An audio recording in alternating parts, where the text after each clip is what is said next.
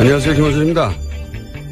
정의당 김종대 의원이 군형법 개정안을 발의했습니다. 92조 6항 동성애 관련 조항 때문입니다. 현행 군형법은 영내가 아니라 사적 공간에서 합의된 관계도 처벌합니다. 김 의원은 이를 성적 자기결정권과 사생활 자유의 침해라고 지적합니다. 유엔에서도 이 조항은 이미 2차례 폐지 권고를 한 바 있죠. 그런데 이 개정안 때문에 김 의원 사무실은 엄청난 항의를 받고 있다고 합니다. 우리는 흔히 동성애자를 반대한다는 표현을 씁니다. 이 표현이 왜 문제가 되느냐. 존재를 반대할 수는 없는 거죠. 빨간색을 반대한다. 말이 안 되죠. 마찬가지 이유로 흑인을 반대할 수 없습니다. 흑인을 싫어한다 표현만 가능한 거죠. 생각해보면 실제로는 그렇게 싫어하는 걸 반대한다고 표현하는 겁니다. 왜 싫어하느냐? 다르니까. 인간 본성은 다른 존재를 두려워합니다. 두려운 게 싫고 그리고 혐오가 되는 거죠. 그러니까 이 논란의 본질은 존재하는 소수자들을 다수가 자신과 다르다는 이유로 혐오하여 그들의 시민적 권리를 제약할 수 있는가? 결국 이 문제입니다. 이 문제에 관한 사회적 합의와 입법은 아마 오랜 시간이 걸릴 것이고 진척은 더딜 것이며 논쟁은 격할 겁니다. 어느 나라에서나 그랬습니다. 먼 길 떠나는 김종대 의원의 권투를 빕니다. 김호준 생각하겠습니다.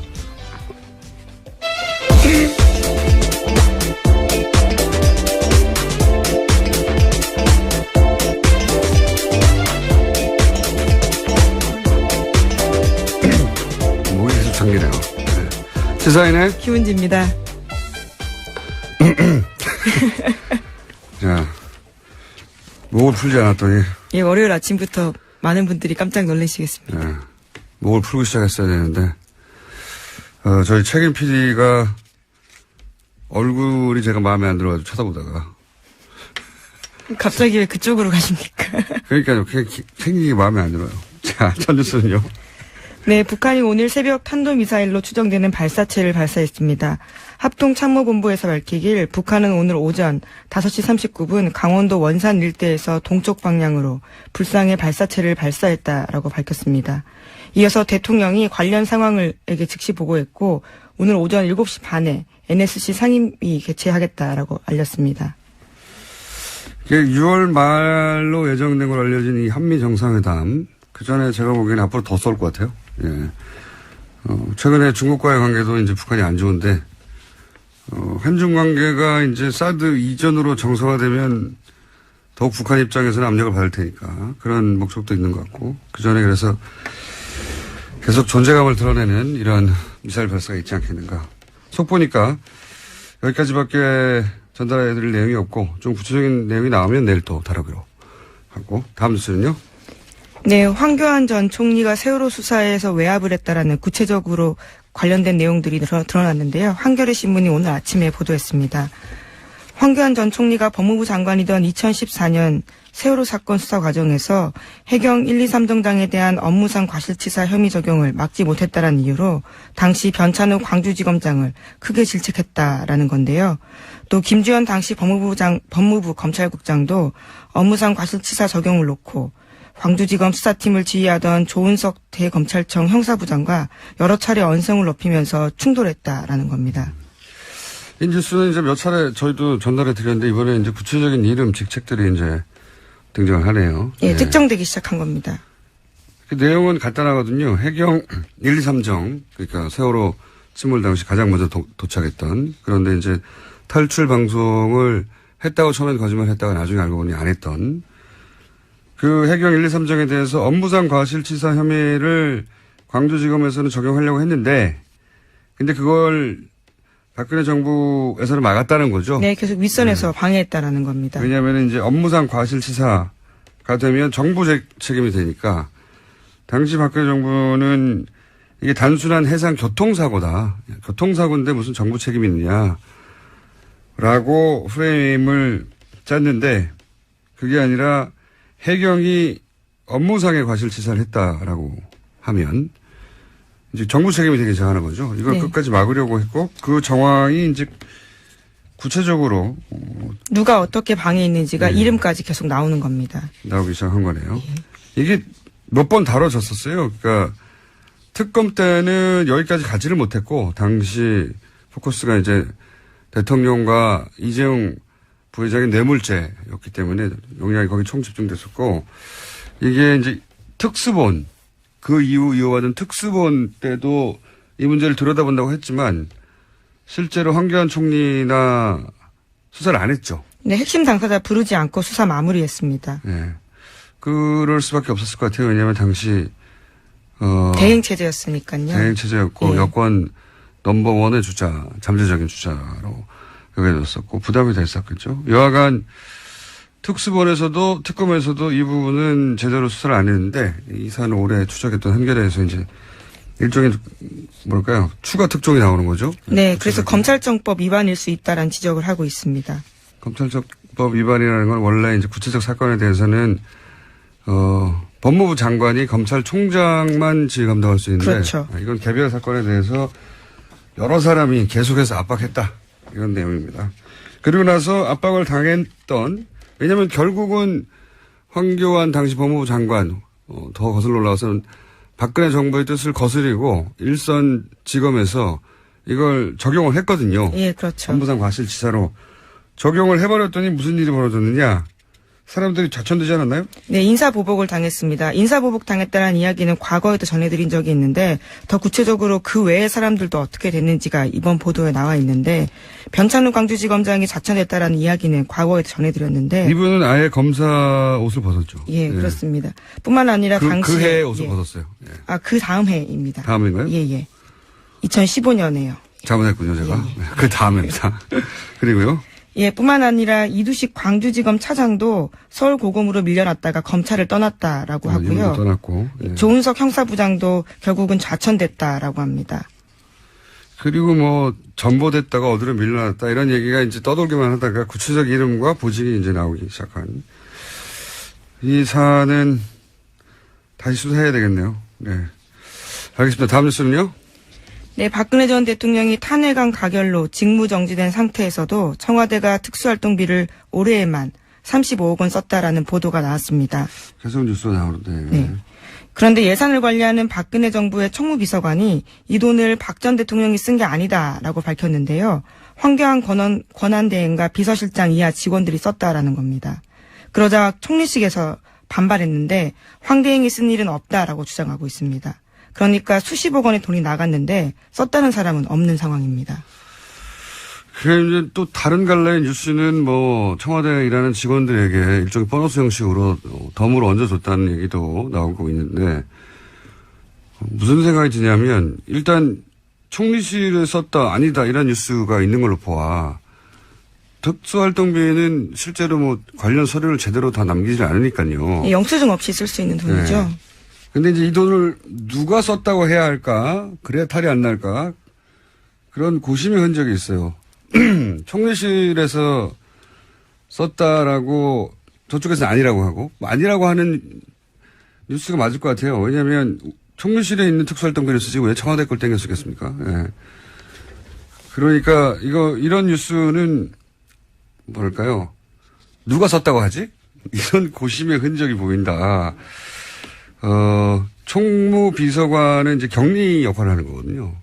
살림을 사는 거죠. 네, 자기가 직접 집행을 하는 건 아니에요. 그러니까 이걸 집행한 쪽은 누구냐? 제가 알기로는 이 돈은 민정이 장악한다고 저는 알고 있는데 다 쓴다는 게 아니라 그래서 민정 쪽에서 조사를 제대로 해야 되지 않을까. 그리고 이제 당시 분위기를 다시 되돌려 생각해 보면 현재 판결을 본인들이 이기고 대통령 복귀할 거라고 믿어 의심치 않았던 게 청와대 내부 분위기라고 뉴스가 많이 나왔잖아요. 저희도 그런 징후들을 얘기했었고.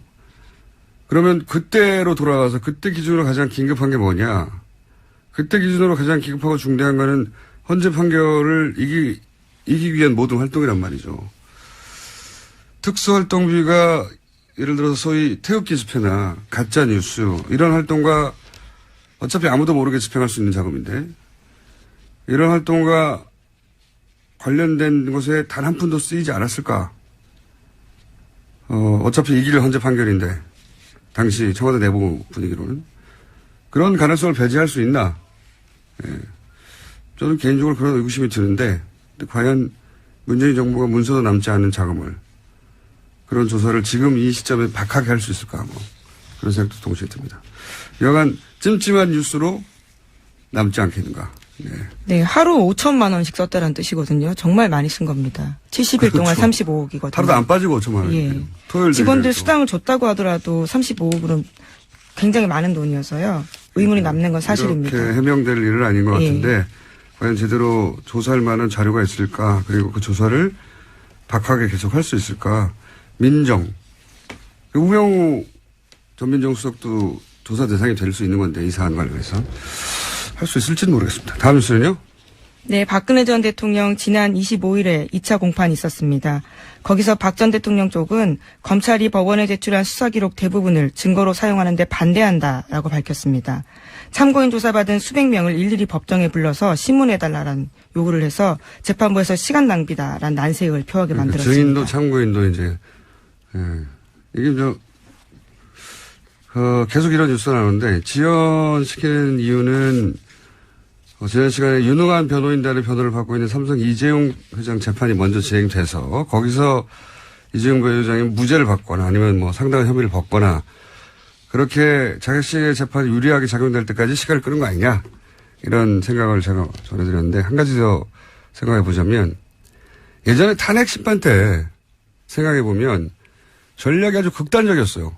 그렇잖아요? 되돌아보면 재판부의 반응, 뭐 여론 따위 전혀 고려하지 않는 본인들의 목적에 딱 꽂혀서 나머지는 전혀 법정에서 이것이 도대체 어떻게 받아들여질 건지 이런 생각을 하지 않고 전략을 구사했단 말이죠. 그때 그 전략을 유영하 변호사가 주도한 게 아니냐. 그래서 헌재 판결이 불리하게 나는데 지대한 공헌을 한 거 아니냐 이런 얘기 했었는데 똑같은 사람이 여전히 계속해서 유일하게 만나고 있어요. 그래서 한번 생각해 봅시다. 만나면 뭐라고 할까? 만나면 그런 얘기 할 것 같아요. 가장 빨리 나가는 법을 찾자. 네.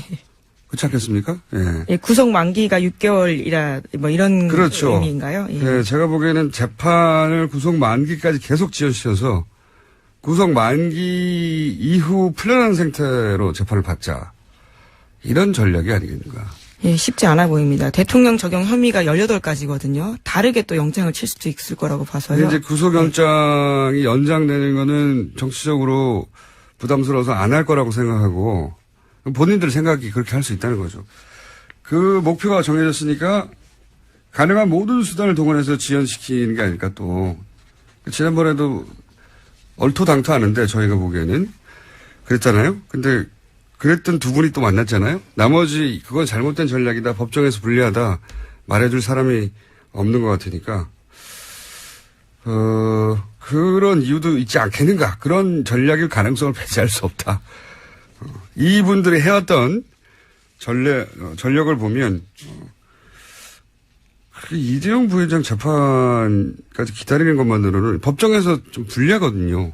재판부에 불리한 인상, 나쁜 인상을 주는 거거든요.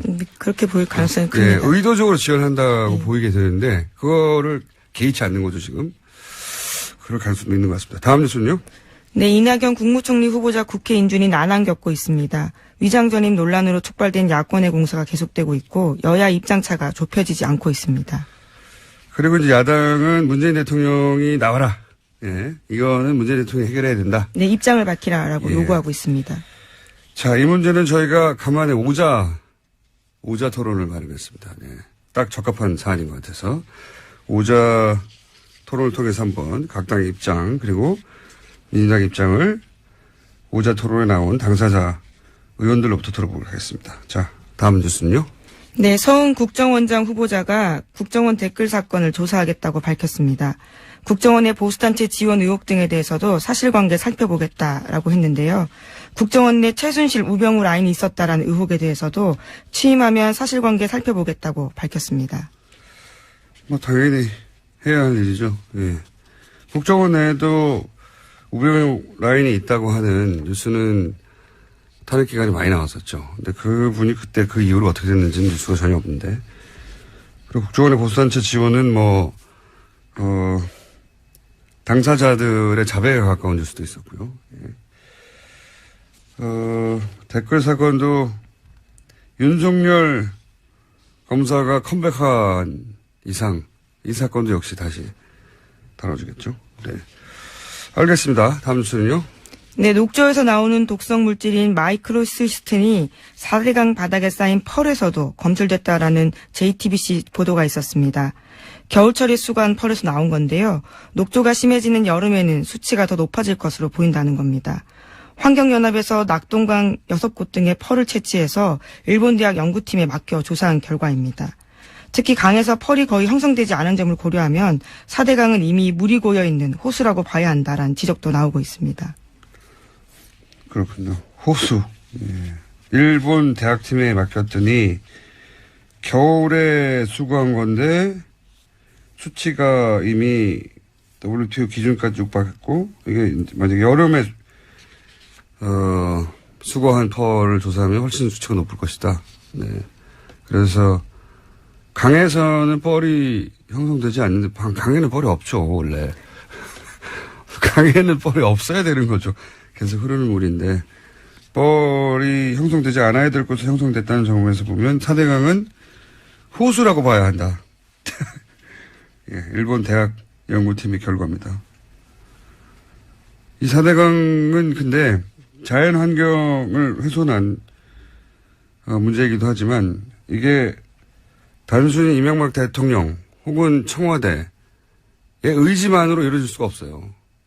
업계에서도 학계에서도 정치권뿐만 아니라 그리고 공무원 사회에서도 여기 연루되어 있는 최소한 적극적으로 호응하지 않더라도 본인의 위치에서 눈 감아주거나 소극적으로 협조한 사람이 엄청나게 많기 때문에 저는 오래 걸릴 일이라고 봅니다.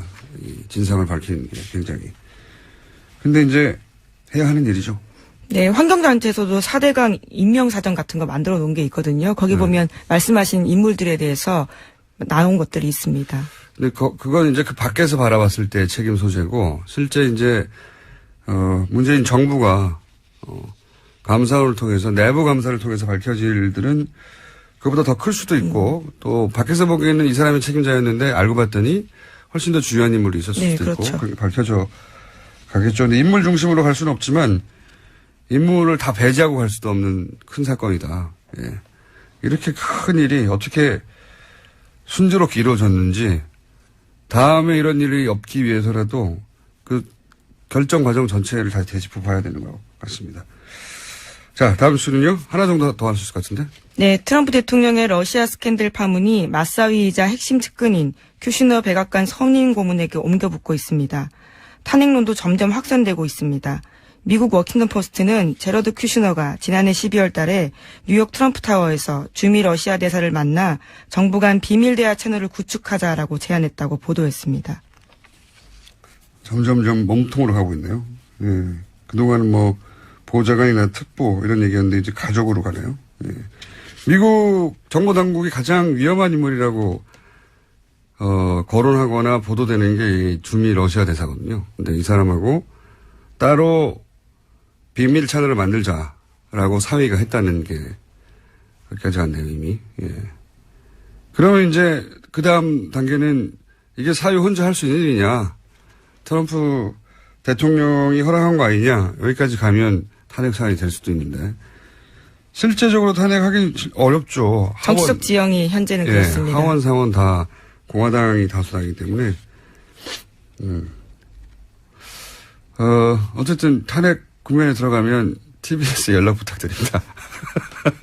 저희가 탄핵 보도에서는 전 세계적으로 앞서가는 방송이기 때문에. 자, 오늘 여기까지 하겠습니다. 시사인의 김은지였습니다. 감사합니다. 대선 기간 아주 핫했던 코너입니다.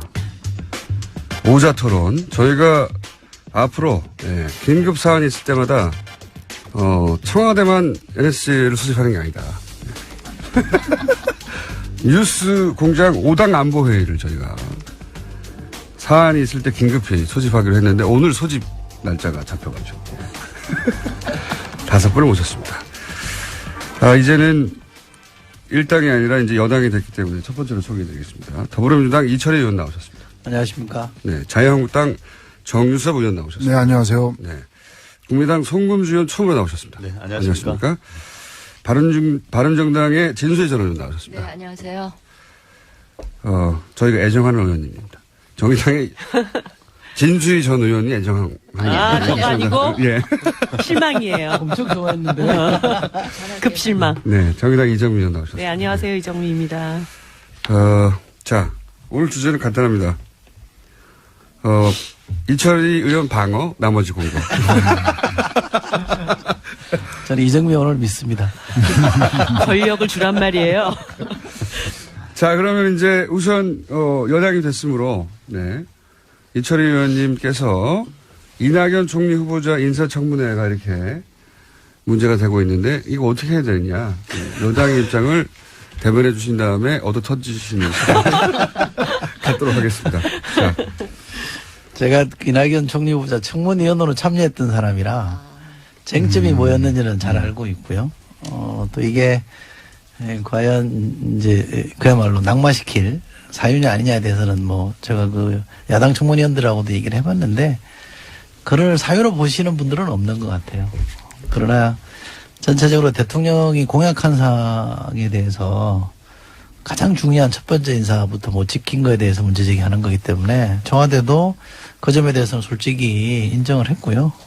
또 임종석 비서실장이 해명성 사과를 했기 때문에 저는 약간의 시간만 좀 지체될 뿐 크게 보면 협치의 틀은 저는 유지될 거라고 봐서 청와대나 저희 여당이 적극적으로 야당을 설득하고 또 인사청문회 기준이라 그럴까요? 인사 기준에 대해서 협의를 해 나간다면 원만하게 풀리지 않을까 싶습니다. 자, 이렇게 낮은 자세로 목소리마저 약간 비교하고 제발 봐달라면 여당에 대한 이철희 의원의 이야기가 있었고요. 여기 대해서는 뭐 지금 예. 순서대로 할 필요가 없기 때문에 말씀하실 분은 손들어서 말씀하시면 됩니다. 예. 예. 누굽니다? 말씀해 주세요. 자유한국당 정유섭 의원입니다.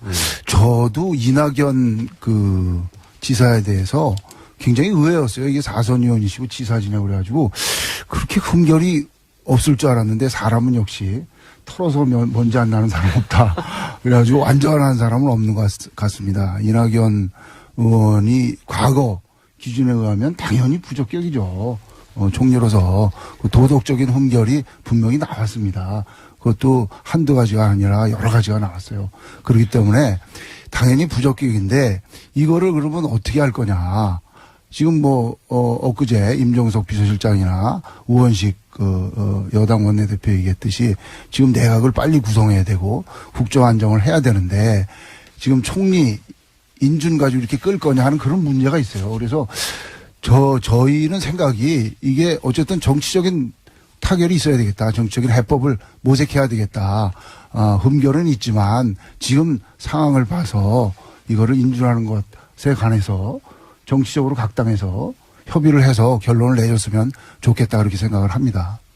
그러니까요. 그 결론을 어떻게 내려야 하는 거죠? 그럼 뭐 이제 우리 당에서 요구한 거는 뭐 대통령 유감 표명이다. 그다음에 어떤 기준을 세워라 뭐 이런 게 있었잖아요.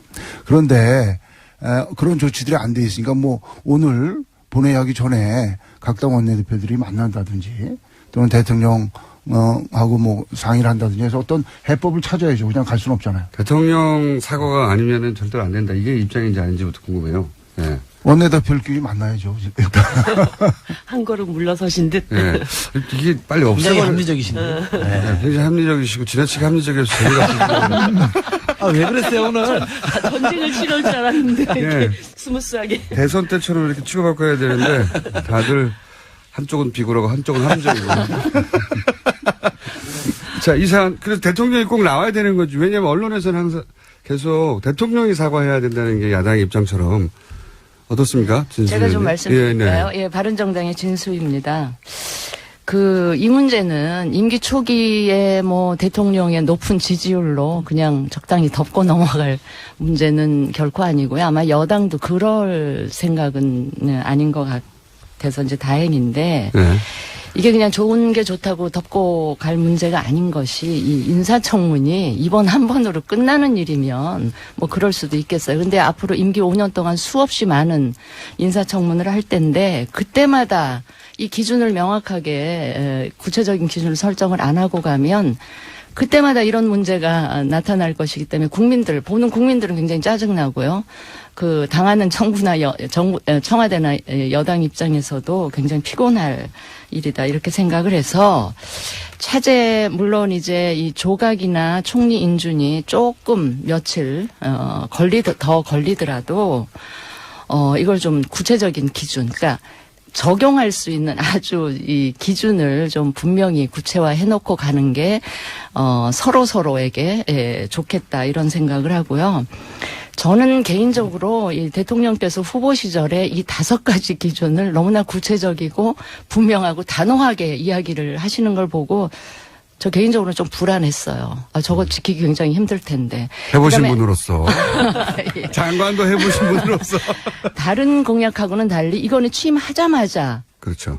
나타나는 일이기 때문에 저렇게 해서는 안 될 텐데 내심 불안했는데 이제 그게 그 현실로 예를 들어서 겹쳤습니다. 위장전입 같은 경우에요. 용어가 네. 굉장히 무섭긴 한데. 예.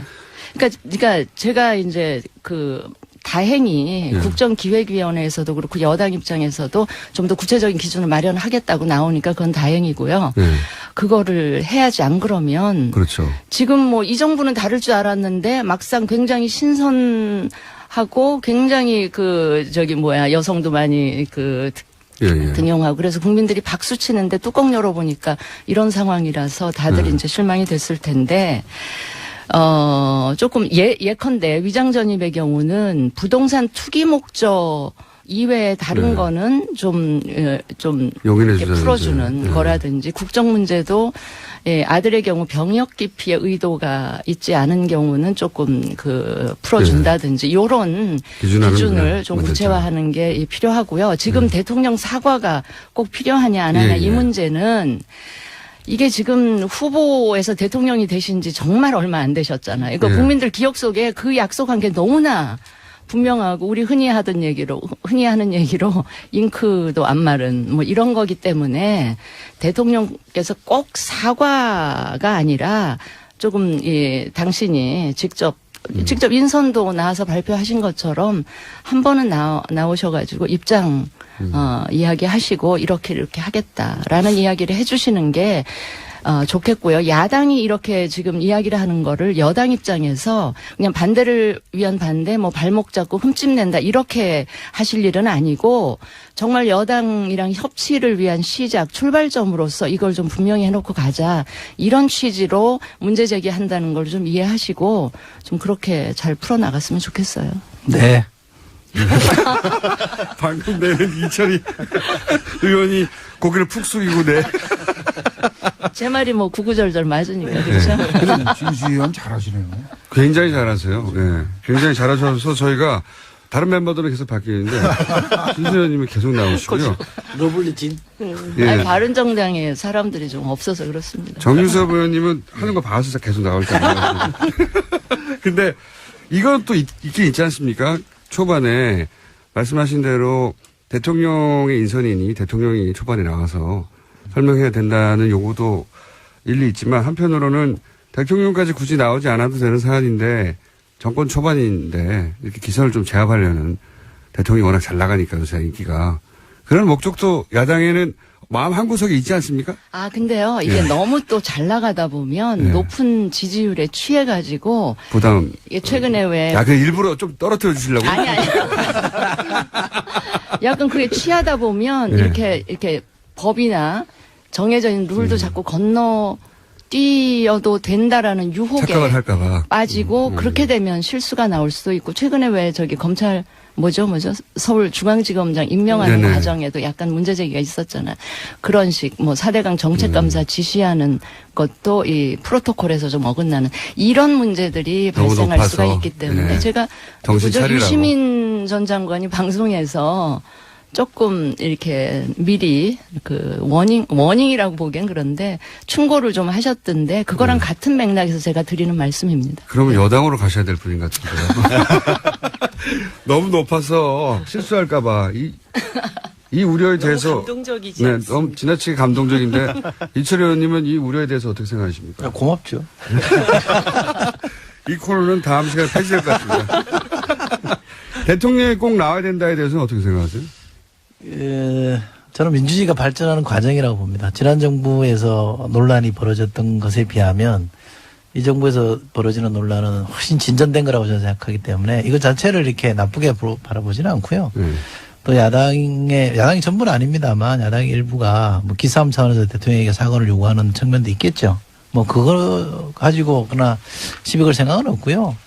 인사권자인 대통령이 주권자인 국민에게 이만저만한 사정에 대해서 충분히 설명하고 해명하는 건 좀 필요하다고 봅니다. 그래서 대통령이 나와서 설명하는 것도 필요하다. 근데 저는 비서실장이 한 것도 사실은 대통령의 워딩이고 언급인데 그것조차도 좀 부족하다고 하니 저희가 협치 차원에서 국회 존중 차원에서 또 야당과 계속 협력해서 간다는 차원에서 대통령이 설명하는 것도 전 나쁘지 않다고 봅니다. 개인 의견이면 토를 달았어요. 감기구로 하죠. 예. 그래서 청와대에 못 들어간 거예요.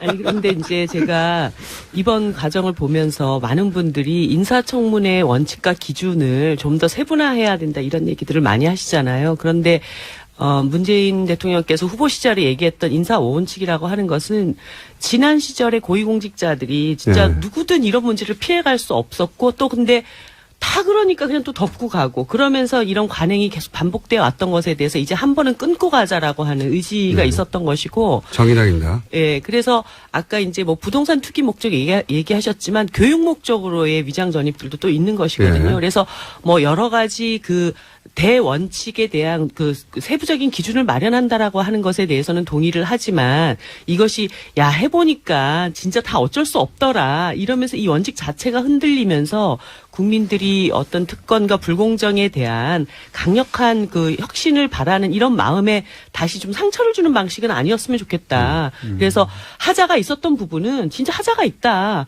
그런데 이번 과정에서 사실 국무총리라고 하는 것이 굉장히 이번 인사의 상징적인 위치에 있었기 때문에 그분에게 이런 흠결이 드러났던 것에 대해서는 이 정부에 굉장히 큰 뭐 이렇게 기스가 났다고 해야 되나 이런 과정일 수는 있는데 기스요. 네.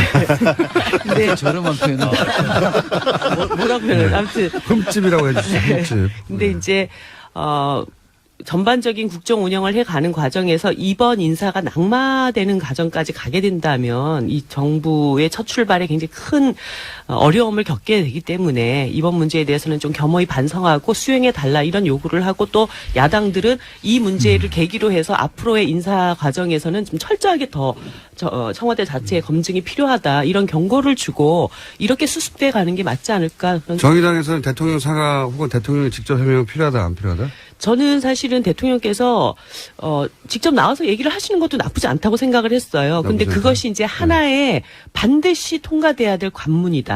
이렇게까지 보는 것에 대해서는 뭐 저희들이 그것이 꼭 필요하다 이런 입장을 한 번도 낸 적이 없기 때문에 다만 이번 인사청문 과정에서 특히 총리 인선 과정에서 이런 하자가 발생했던 것에 대해서는 청와대 차원에서 이제 정확한 입장 표명이 필요한데 사실 이제 대변인께서 나오셔서 원칙과 현실 사이에 기계적 결합이라고 하는 대변인이 아니라 비서실장입니다. 비서실장 죄송해요. 이 기계적 결합이라는 것이 참 어렵더라. 그래서 결국 우리가 그런 원칙을 세웠지만 현실에서는 그게 다 적용되지는 않는다라고 하는 뉘앙스로 이 이야기가 좀 전달되는 바람에 비서실장의 해명이 좀 부적절했다. 네, 좀 네. 그런 그러면 뉘앙스를 이철희 줬죠. 의원님이 보강해 주셔야죠 그러면. 그 하자가 있다.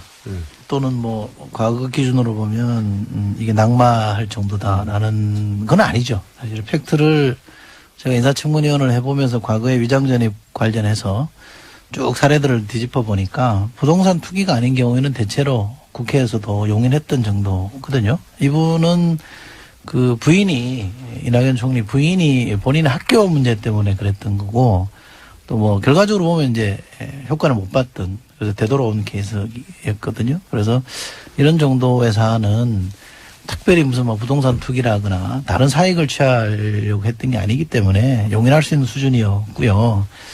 큰 하자라 그러는데 굉장히 섭섭하게 들립니다. 예. 아니, 큰 하자는 아니고요. 아니 말씀하시고 제가 말씀을 드릴게요. 아니, 진수입니다. 아니, 그러니까 근데 이게 하는 인사에 과거 정부하고 비교를 아니, 물론 하면 안 그렇습니다. 되고요. 과거에는 그렇습니다. 부동산을 사랑해서 했다는 분들도 있었어요. 아니, 대통령 본인의 입으로, 해명이, 예. 입으로 얘기한 이제 원칙하고 달라진 건 어쨌든 그 점 때문에. 대통령이 그런 공약을 했기 때문에. 예. 아니, 그러니까 근데 제가 그 드리고 부분을 싶은 좀 정리를 말씀은 해야 될 것 같아요. 송금주 의원님 네. 등장하셨습니다. 송금주입니다. 제가 간단하게 정리를 해드리면 예. 지금 정리 안 되시면 어떡하려고. 이낙연 총리 지명자의 자질 문제와 관련해서는 사실 여러 가지 흠결 사항이 노출됐지 않습니까? 근데 이제 그 부분에 대해서 야당들에서 새 정부의 조각 문제가 있기 때문에 그 크게 문제 삼지 않겠다는 입장으로 이미 정리가 됐습니다. 그래서 그 하나하나를 터치해가면서 뭐 위장 전입의 문제에 있어서 전 그거 다르다 이렇게 말할 수는 없는 것이고 사실 민주당에서 이명박 박근혜 정권 때 위장 전입으로 사퇴시킨 사례도 굉장히 많지 않습니까? 그래서 결국 이낙연 총리 자체의 자제 문제는 별도로 하고 이제 위장 전입과 관련된 문재인 대통령의 기존 발언과 현 문제에서 어떻게 적용할 것이냐의 문제에 그냥 집중을 해야 될 것 같아요. 그래서 그 문제에 있어서 우리가 어떻게 접근할 것이냐의 문제인데 자꾸 우리 추미애 대표께서 다른 말씀을 하신다는 거죠. 국민의 결과 야당의 결이 다르다. 이렇게 발언을 하셨어요. 아마 국민들의 대략 한 최근 여론조사에 따르면 70% 가까이는 큰 문제 없이 통과시켜야 된다고 하는 아마 이제 정부 지지율이 높다 보니 이제 그렇게 나왔겠죠. 그래서 다른 사실 이 야당들이 그런 말을 한것 같은데요. 통과가 안 된다. 이번에 절대 이낙연 총리는 안 된다. 이런 입장이지는 그렇죠. 않은 것 같아요. 맞습니다. 안 된다기보다 네. 통과시키려면 뭔가 좀 더 상징적인 제스처가 있어야 된다 이런 건가요? 그렇죠. 그런 것 같습니다. 이게 지금 협치의 어쩌면 상징적인 출발점이잖아요. 그러면 그러니까 협치라는 것도 네. 정부 여당이 야당이 그 협조할 수 있는 명분과 분위기를 네. 만들어줘야 이게 협치가 시작이 되고 그럼 대통령이 진행이 예를 되는 거기 들어서 때문에. 야당 원내대표를 다시 지난번처럼 방문해가지고 협조를 구한다든가 뭐 이런 건가요? 저는 아니, 반드시 그럴 대통령이 그렇게까지. 뭐 어떤 조치를 취해야 된다. 이렇게까지는 생각하지 않습니다. 다만 다만 의견이 다르네. 제 생각은요. 예. 이렇습니다. 이철희 제가 의원입니다. 아까 그 민주주의의 의원님 목소리가 그렇게 유명하지 않으시거든요. 말씀 이철희 의원님도 말씀해 주셔야 돼요. 예. 이게 지금 방어를 해야 될 입장이라. 예. 지자체의 자세도 낮고요. 저 오자솔은 대선 때는 이렇게 고개를 들고 그냥 사방팔방 덤비기만 해라 막 다투들을 펼 테니 이런 표정이었는데 지금은 고개를 푹 숙이고 어깨가 그 후보로서 사실은 국민 눈높이에 맞추기 위해서 5대 기준을 마련한 것부터가 저는 진전이라고 보고요. 또 대통령이 되고 나서 사실은 그때 얘기하고 지금 얘기하고 다르더라. 어쩔 수 없다. 너무 발목 잡기 하지 마라. 이렇게 청와대가 나오지 않은 것만 해도 저는 상당히 진전된 자세고 이 문제에 대해서 야당의 목소리를 들으려고 하고 그러면서 이 기준의 자체도 좀 과했던 측면에 대해서는 좀 고치겠다. 이런 설득하는 과정이 저는 상당히 좀 차별화된 지점이라고 봅니다. 그런 정도이기 때문에 국민들이 약간의 흠결에도 불구하고 해줘야 되는 거 아니냐 이런 여론이 많은 것 같고요. 저도 완전 완벽하다 이렇게 주장하는 건 아닙니다만 집권 초기고 지금 인수위 없는 지금 집권이잖아요. 그러니까 이게 총리도 지금 없어요. 그러니까 이 인사 제청을 할 사람도 없는 상황이라 굉장히 난감한 국면이거든요. 근데 지금 북한은 미사일 계속 쏘고 경제 위기는 계속 가중되고 있기 때문에 이런 점을 좀 감안해 주십사. 지금 청와대나 정부 여당도 막 큰 소리 치는 게 아니라 우리도 좀 반성할 대목이 있다라고 하는 거니 좀 대성적 차원에서 좀 풀어달라 이렇게 말씀드리고 있는 거지. 우리가 국민 눈높이와 왜 야당 눈높이가 다르냐 이렇게 흔히 말하듯이 급박하는 건 아니니까 그렇게 오해하지는 마시고요. 좀 도와주십시오. 송금주 의원입니다. 아니 저도 100% 동감합니다. 네. 그런 분에 동감하는데. 이철희 의원이 도와주시는 건 처음 봐가지고요. 납작. 보니까 역시 여당이 됐습니다. 과거의 여당의 결하고 비슷한. 북한 미사일 나오고 경제 위기 나오고. 근데 사실 과거의 여당이 이렇게 납작 엎드리지는 않았어요. 그렇죠. 우리가 뭐가 잘못했는데 그러면서 그때는 끝까지 협박에 버텼지. 민생 때문에 당신들이 이철희 의원님 방금 발언과 과거 얘기하지 별도로 맙시다. 미래 얘기를 해야지 왜 과거 얘기를 해요. 그러니까 청와대 비서실장 나오셔서 바로 조치를 취하신 거는 합당하다고 생각합니다. 근데 이제 잠깐만요. 네. 자유한국당 정유섭 의원님이 과거 얘기는 하지 맙시다라고 하신 거죠. 예, 예. 목소리를 아직 사람들이 모르기 때문에 목소리 지문이 아직 귀에 안 박혔어요. 아니, 저는 그래요. 과거에. 아니, 발음 타이밍은 아니고요. 발음 송금주 의원님 하셔야 되는데 목소리 툭 튀어나와서 다 웃었는데 왜 웃었는지 목소리만은 모르실 것 같아요. 제가 설명을 드린 거고요. 예. 계속 할까요? 네네. 네, 송금주 의원입니다. 청와대 비서실장이 직접 신속하게 나와서 입장을 발표하신 건 잘하신 것 같아요. 그리고 이제 그렇기 때문에 논의의 물꼬가 튀었고, 아까 이철희 의원님 말씀하신 것처럼 이 문제가 인준을 안 하는 것까지 가지는 않을 거라고 저는 생각합니다. 또 국민의당 입장에서도 적극적으로 호남 출신이어서 그렇지 않습니다. 이 정부, 문재인 정부가 잘하길 바라는 마음에서 지금 여러 가지 하자나 흠결에 대해서 적극적인 입장을 밝히지 않는 건데요. 다만 이 공을 갖다가 야당에 던져놓고 야당에서 어떻게 입장을 바꿔달라 이렇게 해서는 안 될 것 같습니다. 우원식 원내대표께서 어제 하신 것처럼 또 청와대에서 적극적으로 개입하는 것처럼 야당들을 설득하는 그리고 좀 명분을 제시해줘야 되지 않을까 이렇게 생각합니다. 예, 진수입니다. 세상에 이런 야당들이 과거에 있었습니까? 이런 야당들을 가진 건 여당 행복하게 생각하셔야 돼요. 그 제가 볼 때는 행복하십시오, 저는. 이번 네. 그 청문 그 인사 과정을 이렇게 보면 좋을 것 같은데 여당은 절대평가 네. 기준을 갖고 임하고 야당은 상대평가 이 기준을 갖고 임해서 그 안에서 어떤 공통점이 찾아지지 않을까. 그러니까 여당 입장에서는 대통령께서 하신 말씀에 절대적으로 부응하기 위한 노력을 좀 해나가면서 야당의 입장에서는 그런 과정에서 문제가 발생하면 문제 제기는 하되 어떤 상대평가에서 뭔가 이렇게 초기에 국정을 좀 안정시키는데 협치를 해나갈 수 있는 뭐 그런 노력 이런 것이 잘 어우러지면 좋겠다 이런 생각이 들었습니다. 저도 이제 말씀드리면. 자유한국당에? 예, 정유석 의원입니다.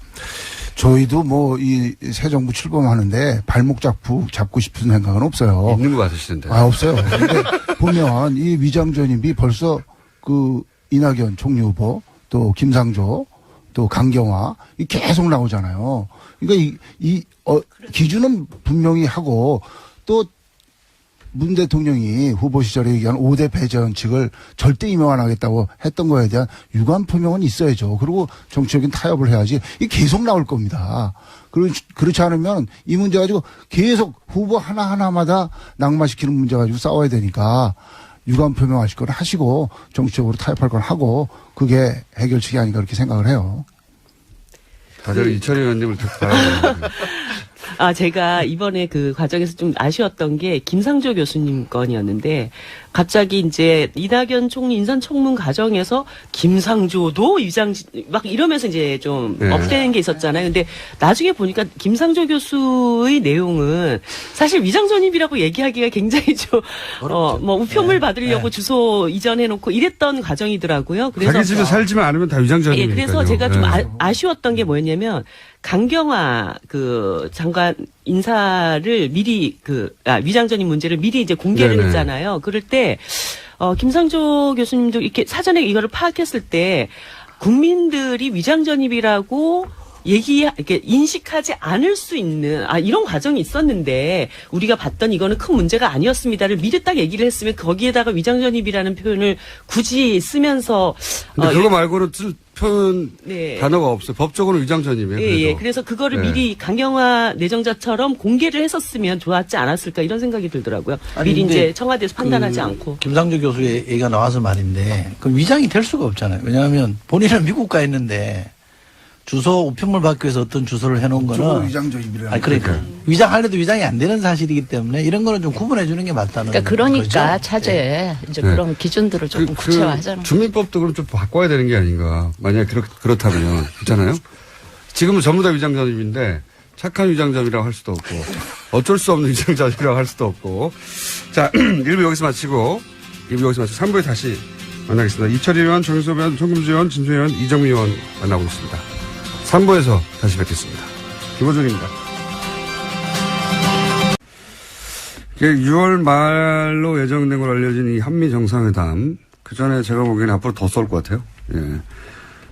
최근에 중국과의 관계도 이제 북한이 안 좋은데, 한중 관계가 이제 사드 이전으로 정상화되면 더욱 북한 입장에서는 압력을 받을 테니까 그런 목적도 있는 것 같고, 그 전에 그래서 계속 존재감을 드러내는 이런 미사일 발사가 있지 않겠는가. 속보니까 여기까지밖에 전달해드릴 내용이 없고 좀 구체적인 내용이 나오면 내일 또 다루기로 하고 다음 뉴스는요. 네, 황교안 전 총리가 세월호 수사에서 외압을 했다라는 구체적으로 관련된 내용들이 드러났는데요. 한겨레 신문이 오늘 아침에 보도했습니다. 황교안 전 총리가 법무부 장관이던 2014년 세월호 사건 수사 과정에서 해경 1, 2, 3정장에 대한 업무상 과실치사 혐의 적용을 막지 못했다라는 이유로 당시 변찬우 광주지검장을 크게 질책했다라는 건데요. 또 김주현 당시 법무부 검찰국장도 업무상 과실치사 적용을 놓고 광주지검 수사팀을 지휘하던 조은석 대검찰청 형사부장과 여러 차례 언성을 높이면서 충돌했다라는 겁니다. 이 뉴스는 이제 몇 차례 저희도 전달해 드렸는데 이번에 이제 구체적인 이름, 직책들이 이제 등장을 하네요. 예, 네. 특정되기 시작한 겁니다.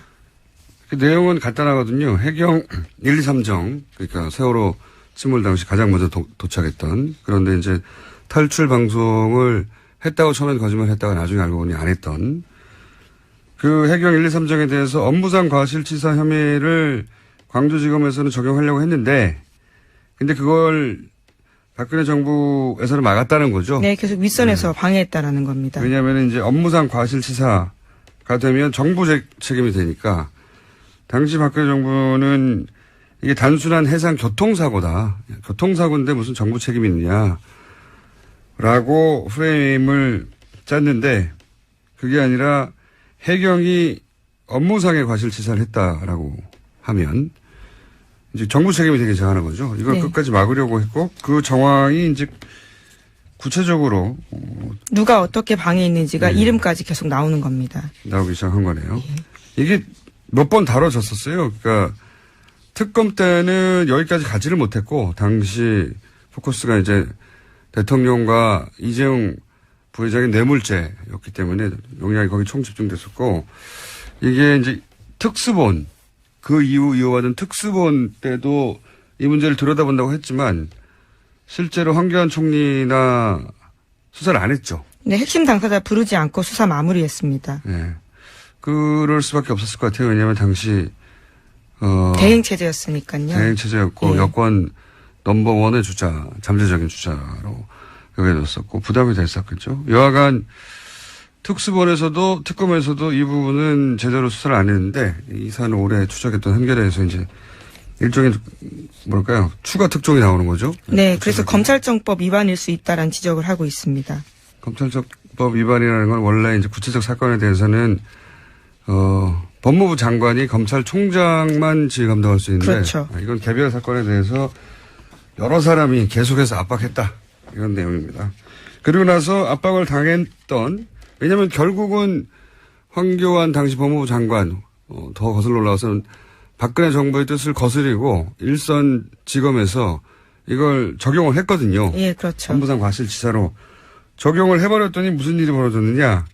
사람들이 좌천되지 않았나요? 네, 인사보복을 당했습니다. 인사보복 당했다는 이야기는 과거에도 전해드린 적이 있는데 더 구체적으로 그 외의 사람들도 어떻게 됐는지가 이번 보도에 나와 있는데 변찬우 광주지검장이 좌천됐다라는 이야기는 과거에도 전해드렸는데 이분은 아예 검사 옷을 벗었죠. 예, 그렇습니다. 뿐만 아니라 당시에 그 해에 옷을 예. 벗었어요. 예. 아, 그 다음 해입니다. 다음인가요? 예, 예. 2015년에요. 잘못했군요, 제가. 네, 그 다음입니다. 그리고요. 예, 뿐만 아니라 이두식 광주지검 차장도 서울고검으로 밀려났다가 검찰을 떠났다라고 하고요. 이분도 떠났고. 예. 조은석 형사부장도 결국은 좌천됐다라고 합니다. 그리고 뭐 전보됐다가 어디로 밀려났다 이런 얘기가 이제 떠돌기만 하다가 구체적 이름과 보직이 이제 나오기 시작한 이 사안은 다시 수사해야 되겠네요. 네. 알겠습니다. 다음 뉴스는요? 네, 박근혜 전 대통령이 탄핵안 가결로 직무정지된 상태에서도 청와대가 특수활동비를 올해에만 35억 원 썼다라는 보도가 나왔습니다. 계속 뉴스가 나오는데. 네. 그런데 예산을 관리하는 박근혜 정부의 총무비서관이 이 돈을 박 전 대통령이 쓴 게 아니다라고 밝혔는데요. 황교안 권한대행과 비서실장 이하 직원들이 썼다라는 겁니다. 그러자 총리실에서 반발했는데 황 대행이 쓴 일은 없다라고 주장하고 있습니다. 그러니까 수십억 원의 돈이 나갔는데 썼다는 사람은 없는 상황입니다. 그래 이제 또 다른 갈래의 뉴스는 뭐 청와대에 일하는 직원들에게 일종의 보너스 형식으로 덤으로 얹어줬다는 얘기도 나오고 있는데 무슨 생각이 드냐면 일단 총리실에 썼다 아니다 이런 뉴스가 있는 걸로 보아 특수활동비에는 실제로 뭐 관련 서류를 제대로 다 남기지 않으니까요. 영수증 없이 쓸 수 있는 돈이죠. 네. 근데 이제 이 돈을 누가 썼다고 해야 할까? 안녕하세요, 김원준입니다. 정의당 김종대 의원이 군형법 개정안을 발의했습니다. 92조 6항 동성애 관련 조항 때문입니다. 현행 군형법은 영내가 아니라 사적 공간에서 합의된 관계도 처벌합니다. 김 의원은 이를 성적 자기결정권과 사생활 자유의 침해라고 지적합니다. 유엔에서도 이 조항은 이미 2차례 폐지 권고를 한 바 있죠. 그런데 이 개정안 때문에 김 의원 사무실은 엄청난 항의를 받고 있다고 합니다. 우리는 흔히 동성애자를 반대한다는 표현을 씁니다. 이 표현이 왜 문제가 되느냐. 존재를 반대할 수는 없는 거죠. 빨간색을 반대한다. 말이 안 되죠. 마찬가지 이유로 흑인을 반대할 수 없습니다. 흑인을 싫어한다 표현만 가능한 거죠. 생각해보면 실제로는 그렇게 싫어하는 걸 반대한다고 표현하는 겁니다. 왜 싫어하느냐? 다르니까. 인간 본성은 다른 존재를 두려워합니다. 두려운 게 싫고 그리고 혐오가 되는 거죠. 그러니까 이 논란의 본질은 존재하는 소수자들을 다수가 자신과 다르다는 이유로 혐오하여 그들의 시민적 권리를 제약할 수 있는가? 결국 이 문제입니다. 이 문제에 관한 사회적 합의와 입법은 아마 오랜 시간이 걸릴 것이고 진척은 더딜 것이며 논쟁은 격할 겁니다. 어느 나라에서나 그랬습니다. 먼 길 떠나는 김종대 의원의 권투를 빕니다. 김원준 생각하겠습니다.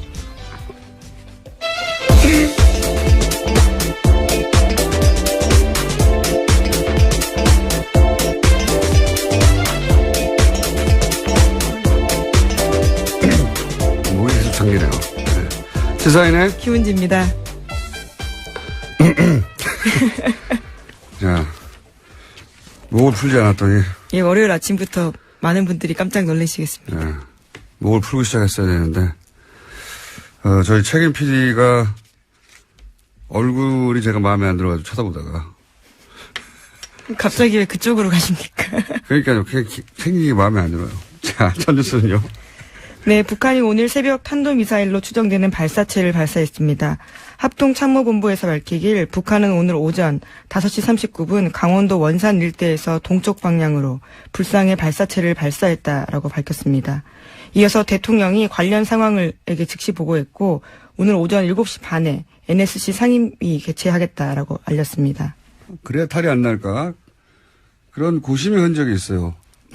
총리실에서 썼다라고 저쪽에서는 아니라고 하고 아니라고 하는 뉴스가 맞을 것 같아요. 왜냐하면 총리실에 있는 특수활동비를 쓰지 왜 청와대 걸 땡겨 쓰겠습니까? 예. 그러니까 이런 뉴스는 뭐랄까요? 누가 썼다고 하지? 이런 고심의 흔적이 보인다. 총무비서관은 이제 격리 역할을 하는 거거든요. 살림을 사는 거죠. 자기가 직접 집행을 하는 건 아니에요. 그러니까 이걸 집행한 쪽은 누구냐? 제가 알기로는 이 돈은 민정이 장악한다고 저는 알고 있는데 다 쓴다는 게 아니라 그래서 민정 쪽에서 조사를 제대로 해야 되지 않을까. 그리고 이제 당시 분위기를 다시 되돌려 생각해 보면 현재 판결을 본인들이 이기고 대통령 복귀할 거라고 믿어 의심치 않았던 게 청와대 내부 분위기라고 뉴스가 많이 나왔잖아요. 저희도 그런 징후들을 얘기했었고. 그러면 그때로 돌아가서 그때 기준으로 가장 긴급한 게 뭐냐. 그때 기준으로 가장 긴급하고 중대한 거는 헌재 판결을 이기기 위한 모든 활동이란 말이죠. 특수활동비가 예를 들어서 소위 태극기 집회나 가짜뉴스 이런 활동과 어차피 아무도 모르게 집행할 수 있는 작업인데 이런 활동과 관련된 곳에 단 한 푼도 쓰이지 않았을까? 어차피 이길 헌재 판결인데 당시 청와대 내부 분위기로는 그런 가능성을 배제할 수 있나? 예. 저는 개인적으로 그런 의구심이 드는데 과연 문재인 정부가 문서도 남지 않은 자금을 그런 조사를 지금 이 시점에 박하게 할 수 있을까? 뭐 그런 생각도 동시에 듭니다.